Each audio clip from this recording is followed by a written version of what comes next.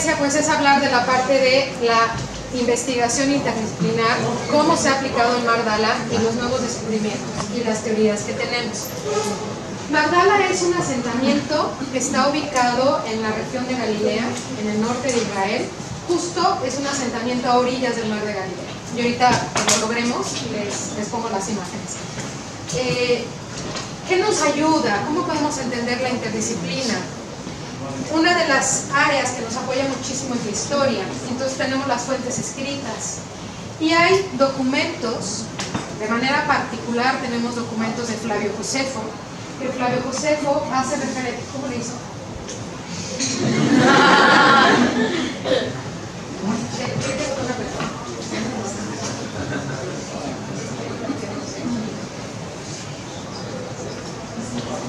Ahora sí, bueno.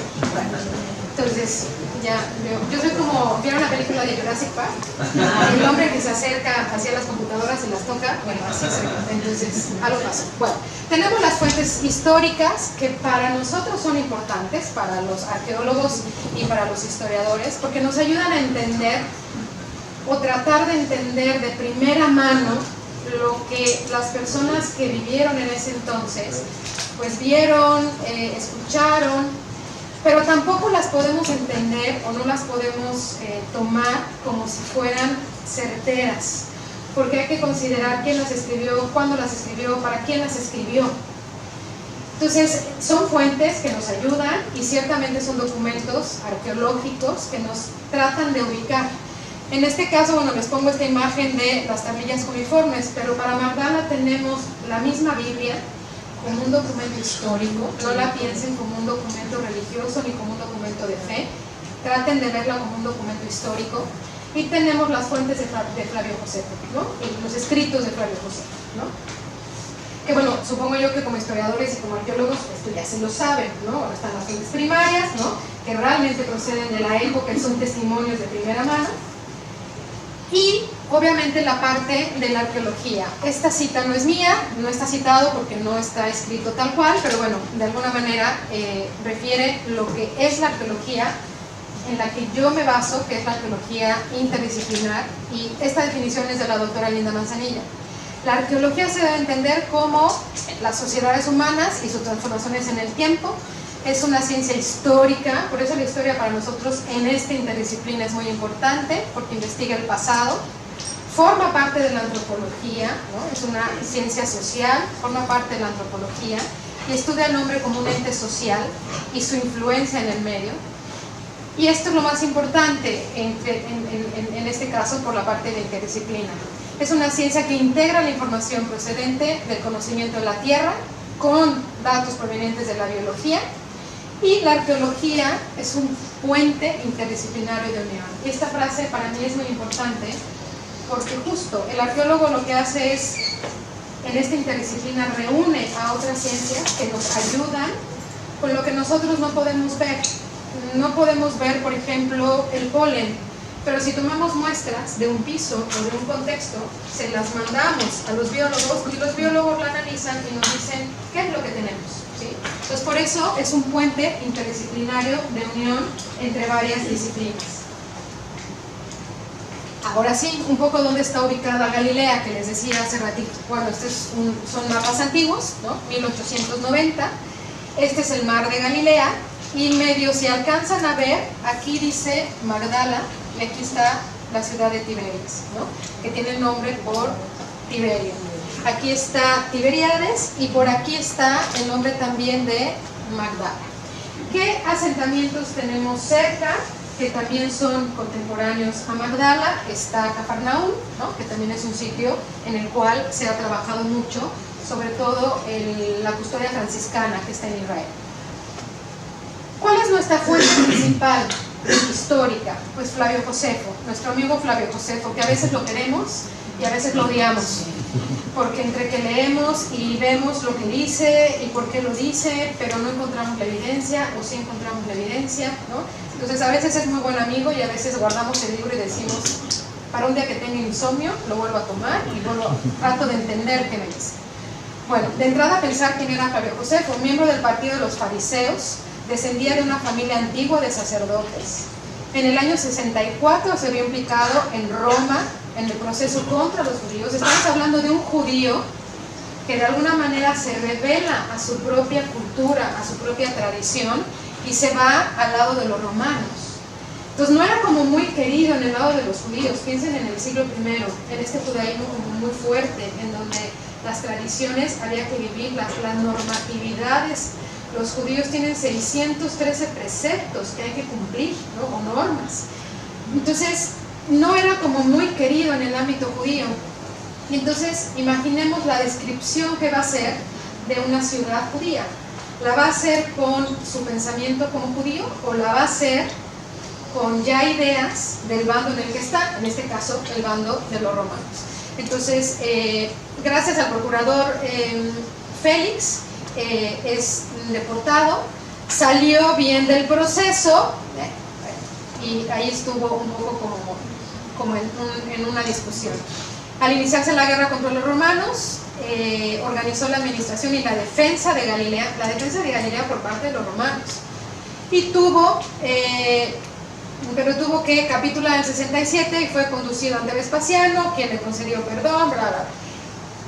Esta es nuestra fuente.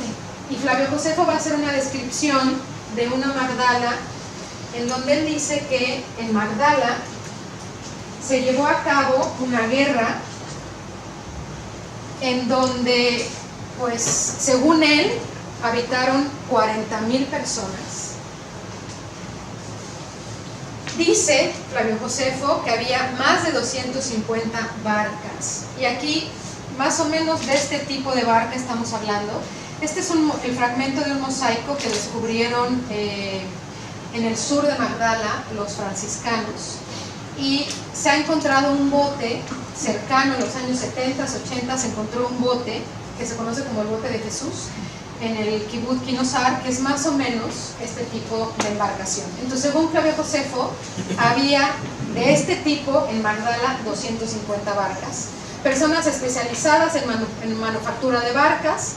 Según él, había un hipódromo, una cárcel, y una cárcel en donde cabían 2,000 personas, no era cualquier cárcel, ¿no? Los habitantes eran muy hábiles en la guerra, aunque no eran militares, y había muchos extranjeros viviendo en la ciudad. Esto es lo que la fuente nos dice.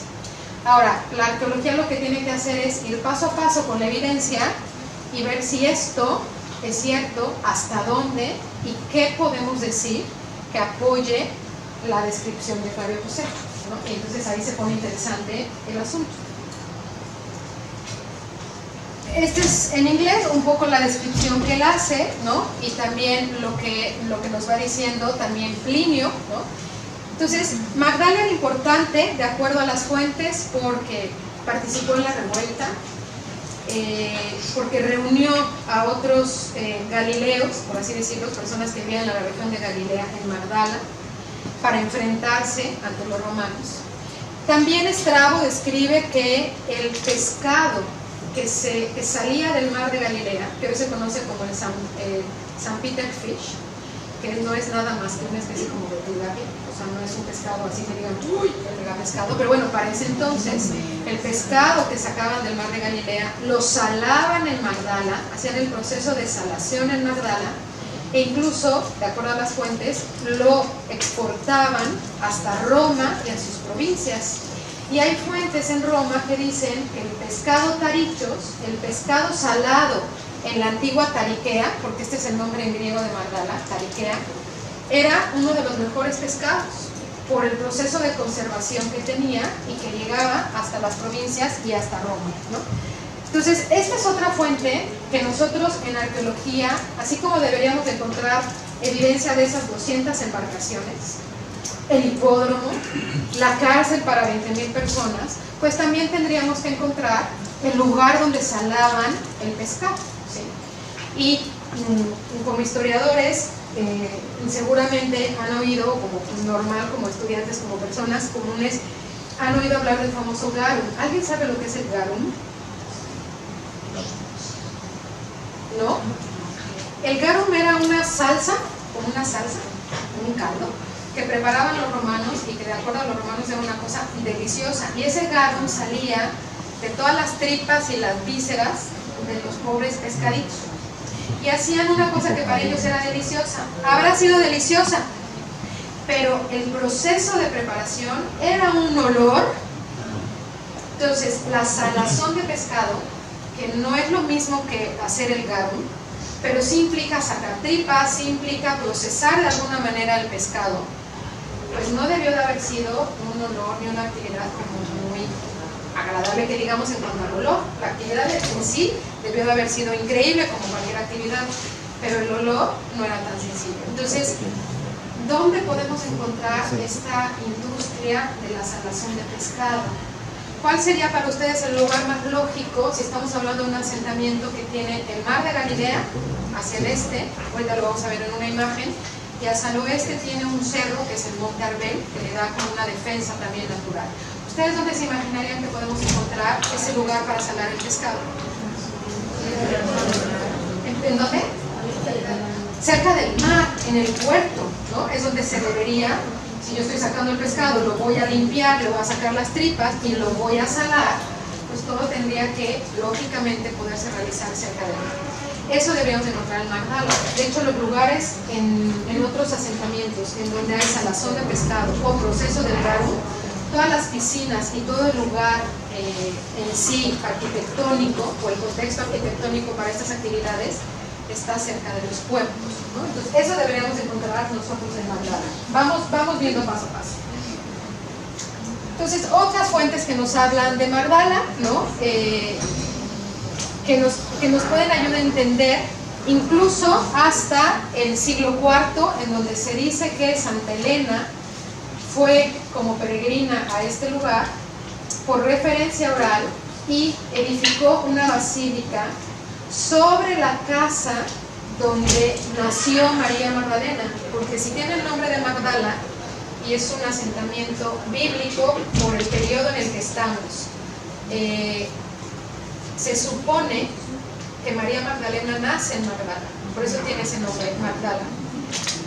Vamos a ver si es cierto que realmente nace María Magdalena ahí. Pero bueno, en principio la tradición cristiana afirma que Santa Elena construye una basílica sobre la casa de María Magdalena, y ya los últimos que visitan Magdala en el siglo XIX pues son exploradores ingleses que comienzan de alguna manera a ubicar este lugar. Así se veía Magdala en los 90s, ¿no? Este es el mar de Galilea, y había una que otra construcción. Esta es una tumba que todavía existe, musulmana, que todavía la puedes ver por la carretera, ¿no? Y este es el terreno de Magdala.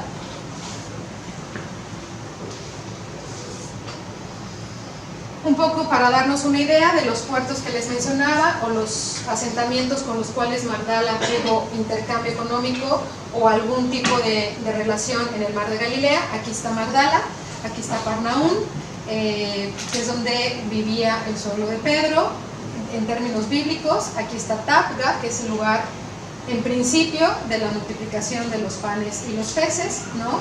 Perdón, este es Quinosar, Tabga, Cafarnaún, y bueno, los alrededores del mar de Galilea, que son puertos de aquella época.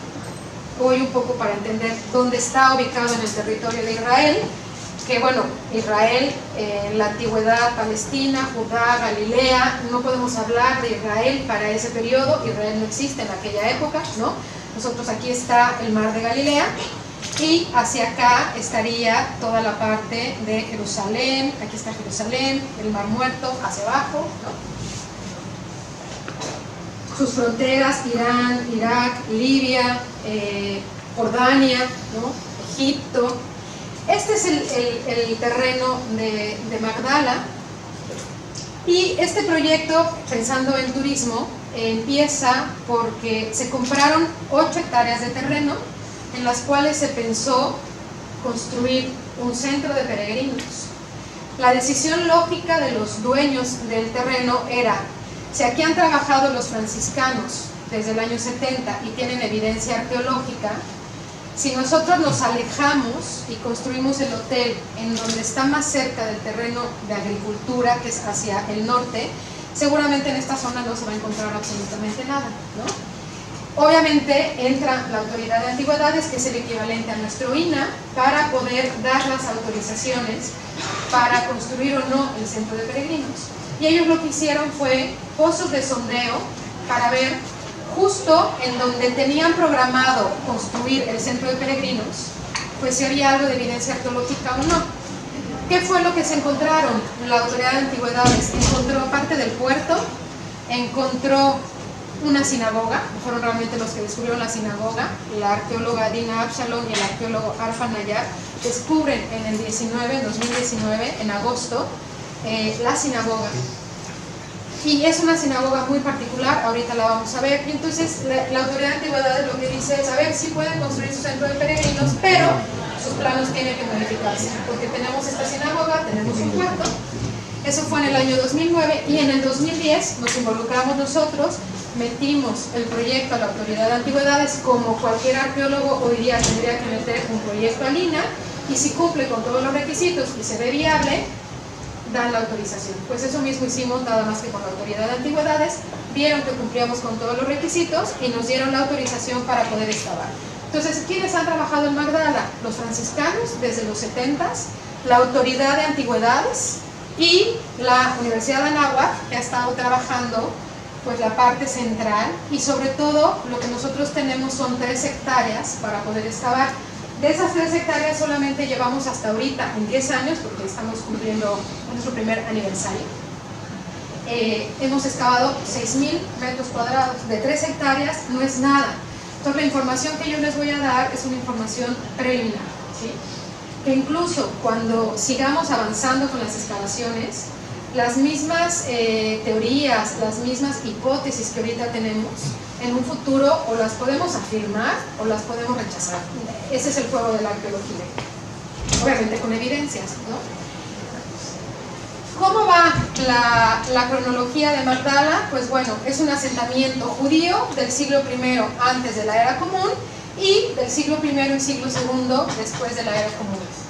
El puerto más importante a la orilla del Kineret, y bueno, tenemos algunas monedas que son las famosas monedas Yaneus, que son las monedas propiamente judías, y algunas otras monedas que se acuñaron, por ejemplo en este caso en Tiberias durante el gobierno de Trajano. No tiene la categoría de ciudad, porque para ser ciudad necesita acuñar monedas, y no se ha encontrado ninguna moneda en ningún sitio contemporáneo que diga acuñado en Magdala. Y entonces Magdala es un asentamiento, es una villa grande, una villa pequeña, una villa mediana. Tenemos que encontrar la definición que le queda realmente a Magdala, pero una ciudad no es. En el plano, lo que nosotros hicimos, que fue para el 2010 que empezamos a trabajar, fue una novedad lo que nosotros hicimos en Israel. Nosotros aquí en México,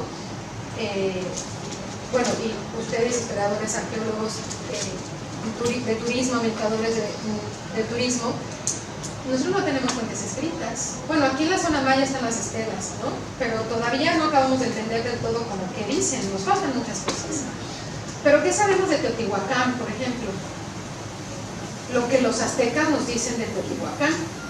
El nombre de Teotihuacán, no sabemos cuál era el nombre de Teotihuacán, mientras habitaron los teotihuacanos, pero teotihuacanos con los mexicas que le dan ese nombre. Para cuando los mexicas llegan, Teotihuacán ya está despoblado. Y este nombre de la ciudad donde los hombres se convierten en dioses es porque los aztecas se lo dan, no porque no sabemos qué hablaban los teotihuacanos, no tenemos idea, no hay fuentes escritas, como nos pasa en muchos sitios de Mesoamérica. Por eso aquí en México lo que se hace, lo que hace el INAH, lo que hace la UNAM, lo que hacen distintas universidades es utilizar la prospección y se hace un escaneo del terreno que puede ser con magnetometría, que puede ser con resistividad eléctrica y ahora mucho más moderno, sobre todo en esta zona, el LiDAR, que van volando y puede, incluso con la selva que ustedes tienen, a sacar en tercera dimensión una zona arqueológica que nosotros vemos como montañitas, pero que si no tenemos esta tecnología será difícil de poder detectarla, ¿no? Entonces lo que nosotros hicimos en el 2010 fue llevar la magnetometría y la resistividad eléctrica por parte de la UNAM, que tenemos un convenio con ellos, para poder sacar un escáner del terreno de las 3 hectáreas en las cuales nosotros vamos a trabajar y hemos estado trabajando. Esta es la zona que ha trabajado la Autoridad de Antigüedades. De esta línea imaginaria que ustedes pueden hacer hasta esta otra línea imaginaria aquí, es el terreno que tiene la náhuatl y esta es la parte de los franciscanos. ¿Qué es lo que se ha excavado? Lo que ven que está como en negrito, o más oscuro. ¿Qué es lo que no se ha excavado, pero que podemos entender por los mapas de prospección y de geofísica? Es lo que se ve más clarito. Entonces, si se fijan, aquí tenemos una zona o un contexto excavado, pero si nosotros siguiéramos excavando y ampliáramos la excavación, pues tendríamos aquí otro muro, aquí tenemos otro muro, aquí tendríamos otro cuarto, aquí tenemos una calle, aquí tendríamos otra unidad habitacional, lo mismo en este lado, ¿no? Si yo sigo la excavación, me voy a encontrar con otro cuarto. Es decir, la prospección te ayuda a que hagas excavación, decidas dónde quieres excavar y no necesariamente hagas pozos para ver qué te encuentras, sino que realmente puedas sistematizar tu excavación y poder realmente decidir hacia dónde te quieres extender. La prospección no excluye a la excavación, hay que comprobarlo, ¿no?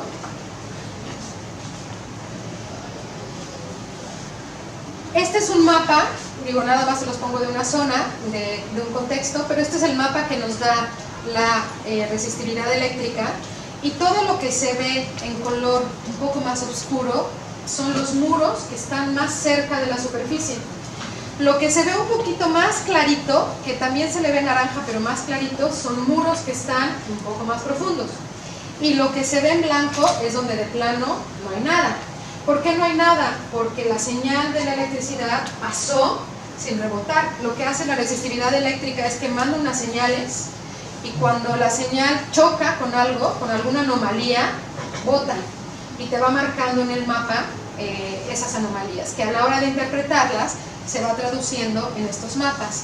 Y les sobrepuse un dibujo arqueológico para que vean cómo lo que en resistividad nos dice que es un muro, efectivamente es un muro. Si yo aquí sigo, voy a cerrar, pero si me sigo también voy a encontrar otro muro, o la continuidad del muro, pero también tengo espacios abiertos, ¿no? Entonces de eso se trata, de poder entender esto. Ahora, si a eso le ponemos la fotografía aérea de ese contexto, pues tenemos que lo que nos dan los mapas de prospección sí coincide con lo que hemos estado excavando. Aquí, ¿por qué no nos da nada la señal? Porque este es un apisonado de tierra compacta. ¿Por qué aquí la señal nos marca el amarillo? Porque aquí tenemos un piso de basalto, y son unos bloques de basalto impresionantes. Entonces nada más es para que nos demos una idea de cómo va el proceso. Marco, ¿me dices del tiempo? ¿Qué podemos nosotros saber después de estos 10 años? Bueno, Flavio Josefo dice, si se acuerdan, que en el año 67 hubo una guerra, ¿no? ¿Qué evidencia tenemos de la guerra? Nada. Lo que sí tenemos es un ligero abandono, pero sobre todo, después del 67 lo que tenemos es que hay cuartos en los que los accesos fueron bloqueados y la actividad dentro de esos cuartos o el uso que les dieron esos cuartos cambió, pero no abandonaron Mardala. Es decir, hubo esta revuelta en donde no sabemos, en Mardala hasta el momento no, en algún lugar cercano a Mardala posiblemente, pero no en Mardala. No tenemos muros destruidos por guerra. Los muros que tenemos que están colapsados es por el paso del tiempo, pero no por una guerra. No hay evidencia de esa guerra, no tenemos una sola espada hemos encontrado, una sola espada, una. Y con una espada no podemos decir, ah, claro, hubo una guerra brutal, aquí se dieron y en todo. ¿Una espada?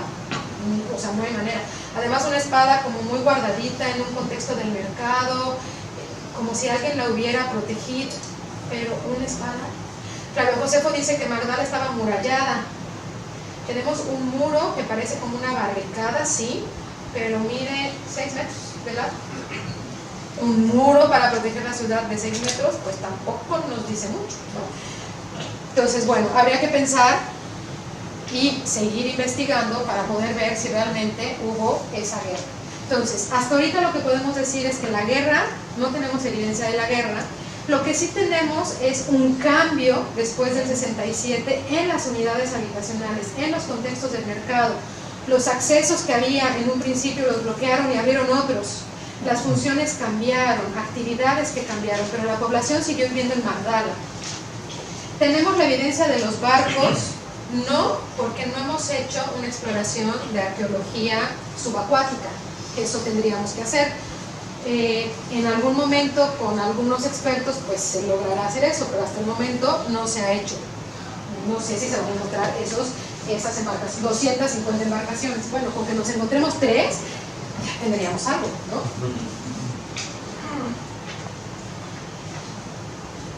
Un poco cómo vamos encontrando los contextos. Algo interesante es que, aparte de la sinagoga, hemos encontrado en Magdala 4 baños de purificación ritual, que allá se les conocen como los mikvaot, y que hoy día siguen siendo un elemento dentro de la tradición y las costumbres religiosas de los judíos. ¿Quiénes utilizaban los baños de purificación? Todos los judíos. Las mujeres de manera particular, cuando se iban a casar, después de la menstruación o antes de la menstruación, había ciertas normatividades para utilizar los baños de purificación. En todo Israel hay montones de mikves o de mikvaot. ¿Cuál es la particularidad de estos 4? Que se surten por agua de manantial y son los únicos baños en todo Israel que reciben el agua de manera subterránea. Y eso, de acuerdo a la tradición judía, hace que estos baños sean considerados como los más puros. Hay una normatividad en la Mishnah que dice: el agua que provenga de manantial es el agua más pura, y aquellos que realicen su inmersión en estas instalaciones con esta calidad de agua es como si volvieran a nacer. No es un baño de metal, no, es una inmersión de purificación ritual, porque estás en un contexto profano, por así decirlo, y tienes que volver a tu proceso de sacro, de puras instalaciones. Curioso es que nosotros tenemos 4, 2 en un edificio y 2 en otro edificio, con un sistema hidráulico impresionante. Los 4 tienen 7 escalones para llegar al piso. Este es un tipo de olla de cocción para preparar alimentos típica judía, ¿no?, del siglo I, y se encontró intacta en el piso de uno de los baños de purificación. Este es un modelo en 3D que hizo un arqueólogo italiano que estuvo trabajando con nosotros, Mirko Surdi, que hizo fotogrametría, otra parte de la interdisciplina, tomar una serie de fotografías que se pasan a la computadora y nos van a dar una imagen salud mucho más precisa de lo que tenemos. Y entonces, si se fijan aquí en esta imagen, se ven claros cómo están los canales. Lo que nosotros no vemos a simple vista, la fotogrametría nos ayuda a entenderlo, ¿no? Y entonces hay una serie de canales que conectan los 4 baños de purificación para que el agua circule y se mantenga viva. Por eso es importante que sea subterránea, porque es agua viva, es agua en constante movimiento. ¿Sí me van siguiendo? Les voy a poner este video, porque este video es del año pasado. Son baños que siguen vivos, que incluso hemos tenido, el año pasado nos visitó el arqueólogo Mazar, que es un gran arqueólogo en Israel, y me dijo: oye, yo soy muy religioso, puedo hacer mi purificación, mi inmersión en los baños. Todavía teníamos el agua, y le dije: oye, sí, pero pues están al aire libre y las inmersiones pues se hacen hasta donde yo sé, sin ropa. Ah, no te preocupes, yo vengo preparado, no la voy a hacer sin ropa, obviamente, pero traigo mi traje de baño. Ah, pues órale. Y ahí se quitó su ropa, ¿no? Y el traje de baño, de verdad, con una seriedad y con una como reflexión, entró a este baño, de manera particular a este mikve, e hizo su inmersión. Y cuando salió me dijo: es lo mejor que me ha pasado en toda mi vida. Entonces son baños que están vivos, que siguen vivos, porque realmente nosotros lo único que hicimos fue destaparlos. Literalmente los destapamos y el agua empezó a fluir. Espérenme, porque ahí está. Si se fijan, aquí hay un canal. que conecta con el otro micve que tenemos acá, y el agua va en movimiento y va subiendo. Aquí tenemos un siguiente canal que nos ayuda a entender hacia dónde se va moviendo el agua. Y es agua pura, es agua limpia, es agua de manantial, que obviamente, como no tenemos todavía habilitados todos los canales, tenemos que utilizar las bombas en verano y sobre todo en temporada de lluvias, porque si nosotros no pusiéramos esas bombas, el agua sube y todo el sitio se nos inundaría, porque el nivel freático lo tenemos muy cerca. La profundidad de estos son 7 metros. Entonces, de superficie a el contacto del piso de este micve son 7 metros. No es mucho. Y hasta ahí llega, y no podemos excavar más, porque si nosotros en los contextos que no tenemos piso de basalto nos vamos, pues nos empieza a salir el agua a borbotones, porque tenemos los manantiales debajo de la serranía. Parte del trabajo interdisciplinar que también nos ayuda es el trabajo interinstitucional, y por eso también este encuentro, este congreso, seminario internacional, porque es importantísimo tomar en cuenta a los expertos de Israel. A ver, este es Andrea Garza, que es la otra arqueóloga que trabaja con nosotros. Este es Rosaura Sanz, que ya casi es maestra en humanidades, pero ella es licenciada en arqueología y se ha vuelto una arqueóloga de nombre. Le hemos dado el nombre y el título honorífico de arqueóloga, porque no es arqueóloga, pero verdaderamente ha trabajado como arqueóloga. Y él es el doctor Michael Osland de la Universidad de Haifa, que es experto en cerámica. Entonces piensen ustedes a dos arqueólogas mexicanas que estamos acostumbradas a trabajar con nuestra cerámica, que es hermosa, que está decorada, que tiene unos grabados impresionantes. Nuestra cerámica es hermosa. Y llegas y te encuentras con una cerámica que es solo naranja, que no tiene ningún grabado, porque es la tradición judía, no se puede grabar ninguna imagen. Entonces, si acaso tiene unas rayitas, unos grabados, pero es círculos alrededor de la olla. Para entender la diferencia entre un siglo y otro, necesitas tener los bordes y las asas, y eso te da la diferencia entre siglo primero y siglo segundo, porque es la misma forma. Entonces, cuando nosotros llegamos, México nunca hemos trabajado con monedas, sino es que es en la época ya de contacto, pero acá no hay monedas. ¿Cómo intercambiaban? ¿Cómo compraban? Con el cacao, pero no tenemos monedas. Allá sí hay monedas. Entonces tuvimos que aprender a ver la moneda en campo, a distinguirla, porque acá no excavamos monedas, no excavamos metales. ¿Cómo se ven en campo? Entonces tuvimos que llegar a aprender muchas cosas que los arqueólogos de Israel nos fueron enseñando. Andrea es ahora nuestra numismática, nuestra experta en monedas, y ella se ha hecho toda una investigación para poder entender el ámbito económico. Y Rosaura se ha encargado de todo lo que es la parte del arte. Y aquí entre las dos, pues ayudando a distinguir la parte de la cerámica. A mí de manera particular la cerámica no me gusta, lo mío son las piedras. Pero bueno, es parte de la arqueología, ¿no? Y hay que hacerlo y ni modo. Si hay que trabajar con cerámica y mancharte las manitas de cerámica, pues te las manchas, ¿no? Claro, después de cada día de trabajar cerámica, todas terminamos naranjas. Todas. No hay manera. Hablando de la evidencia que tenemos, una economía próspera, salazón de pescado, ¿se acuerdan que se los dije? Bueno. La Autoridad de Antigüedades ha excavado estas piscinas que están a un lado de la sinagoga. Ahorita lo vamos a ver en otra imagen. ¿Se acuerdan cuando les dije lo de Garú? Todas las industrias relacionadas con la pesca para hacer Garú y para procesar la sal están en los puertos. ¿Se imaginan el proceso del Garú o el proceso de la salazón de pescado a 5 metros de la sinagoga, con el olor? Pues ¿quién iba a la sinagoga? O como la sinagoga estaba apestando algo. Es como muy complicado entenderlo. ¿Cuál sería un poco la diferencia?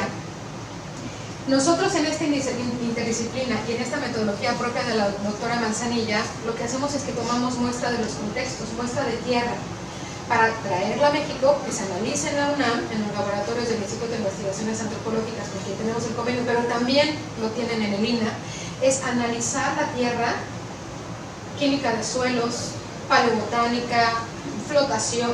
Entonces tomamos muestras de tierra que vienen a México y aquí se analizan. Cuando empezamos a traer las muestras, en Israel nos decían, oigan, ¿para qué llevan esa tierra a México? Porque vamos a analizarla en química, en botánica. ¿No es mucha tierra? Pues son 4 muestras: polen, flotación, fitolitos y química. O sea, pues sí, son las 4 muestras. ¿Para qué la quieren? Porque es que en los laboratorios la doctora Emily McClune, el doctor Luis Barba van a analizar y nos van a ayudar a entender qué última actividad se realizó en los contextos. ¿Para qué quieres eso? Para saber qué se hizo. Para eso están las fuentes. Ok, pero en las fuentes no me va a decir específicamente en esa piscina o en esta otra circular qué hicieron. Necesito la interdisciplina, necesito ciencias que me ayuden, que me den datos. Y la manera más sencilla de solucionar el problema, porque no me entendían, es, miren, en México tenemos mucha tierra, es un país muy grande, pero ¿saben qué no tenemos? Tierra Santa. No me cuestionaron, no me han vuelto a preguntar para qué me traigo la Tierra Santa. En México no tenemos Tierra Santa. Ya, sencillo, esa fue la solución. Y sí es cierto, aquí no tenemos Tierra Santa. A ver, si pensamos que es un asentamiento en donde pudo haber estado Jesús, a ver, ¿es Tierra Santa o no es Tierra Santa? No estoy diciendo que haya estado Jesús, aguas. Entonces, así se ve un poquito más, obviamente con una fotografía aérea. Es un contexto muy bonito porque tiene piso de basalto, igual que los baños de purificación ritual. Tenemos estas piscinas que en principio, si fueran utilizadas para la sanación de pescado, debieron de haber estado recubiertas de pláster, de estuco, que impidiera que el agua se filtrara. Tenemos unas instalaciones de agua pequeñas que también se conocen como mikves, pero son mikves domésticos y solamente cabe una persona y su uso es distinto. No tiene el sentido religioso de purificación, solamente son como pozos para sacar el agua. Para sacar el agua y poder verter el agua en estas instalaciones que debieron estar cubiertas por estuco. No se ha encontrado ninguna evidencia del estuco, entonces, ¿para qué se utilizaron? La pregunta está todavía, ¿para qué se utilizaron? Y están cerca de la sinagoga. Lo van a ver ahora en esta imagen. Esta es la sinagoga y aquí están las piscinas. Lo único que separa es esta calle, que mide 2 metros de ancho. Esta calle va de oeste, de este, el mar de Galilea, hacia el este. Es una calle principal, conecta a la sinagoga y también conecta al pueblo. Aquí está el mercado y esta es la parte de las piscinas, ya se extiende un poco acá, que la Autoridad de Antigüedades pone como la salazón del pescado.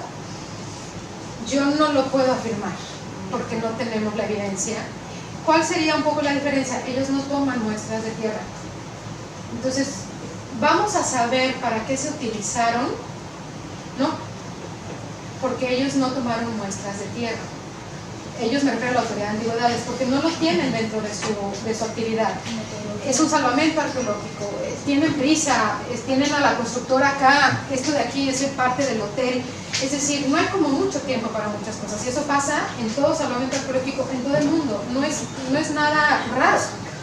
Entonces, por tradición, por forma, pueden decir que este contexto se parece a, pero no tenemos la evidencia. Me voy apurando.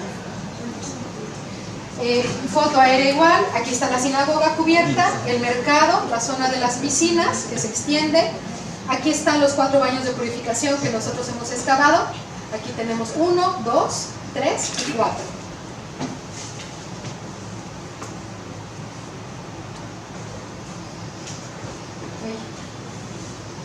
Se ha hecho trabajo de arqueometría con la doctora Marisa Vázquez de la Universidad de Valencia, que es una arqueómetra maravillosa, y se han tomado muestras para poder entender qué actividades se realizaban. En las únicas piscinas en donde hay un poco de estuco es en estas que están aquí, y la doctora Marisa tomó unas muestras y no hay sal.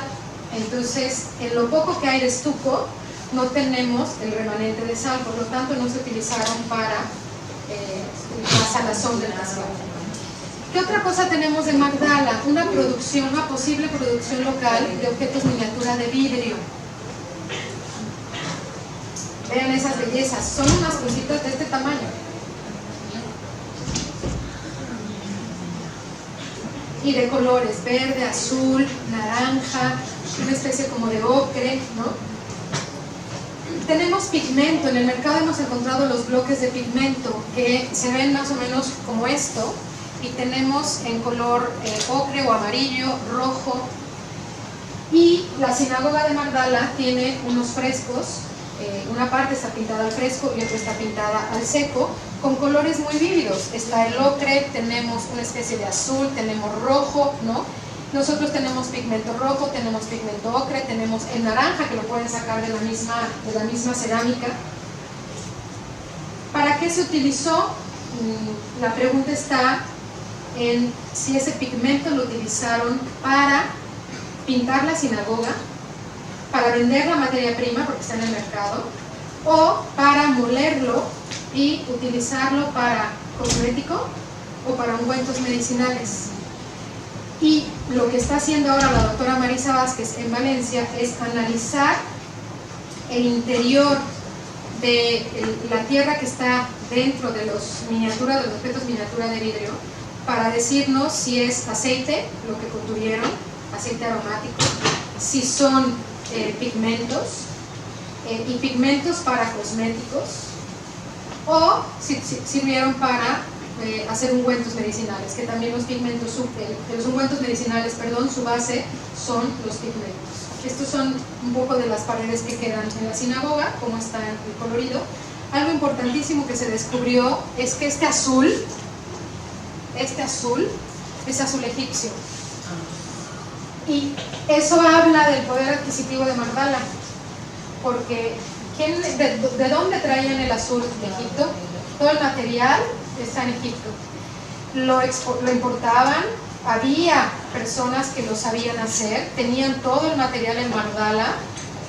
¿Por qué tenemos azul egipcio en esta sinagoga? Esa es una pregunta muy importante y que obviamente tenemos que ir resolviendo a través de la arqueometría. Estas son un poco las tonalidades que tenemos de los colores. De acuerdo a la doctora Marisa Vázquez, en Magdala, en la sinagoga de Magdala, se han analizado en arqueometría muestras que nos dan colores, el amarillo, el azul, el blanco, negro, ocre, verde, una variedad muy particular, y que todo ha sido posible a través de los rayos ultravioleta y los espectrómetros. Y tenemos el azul egipcio. Los colores no se usaban solamente en pinturas. Tengo la dificultad de interrumpirle. Nada más. Si le damos un minuto, hacemos una retro. ¿Sí? Aprovechando de que va a estar, que usted cierra el día de hoy, igual sí, podemos hacer un complemento. Claro. Bueno, nomás para que vean estas imágenes. Ahí está la espada que tenemos. Una espada. Igual. La ubicación de Magdala, imposible que haya habido 40.000 personas, imposible que tengamos 250 barcas, ¿no? Hasta ahorita imposible que haya habido una guerra. Y la cuestión de la parte de los vidrios, pero lo vemos en la siguiente, por eso les digo que se lo guarden, se lo queden un poquito. Listo.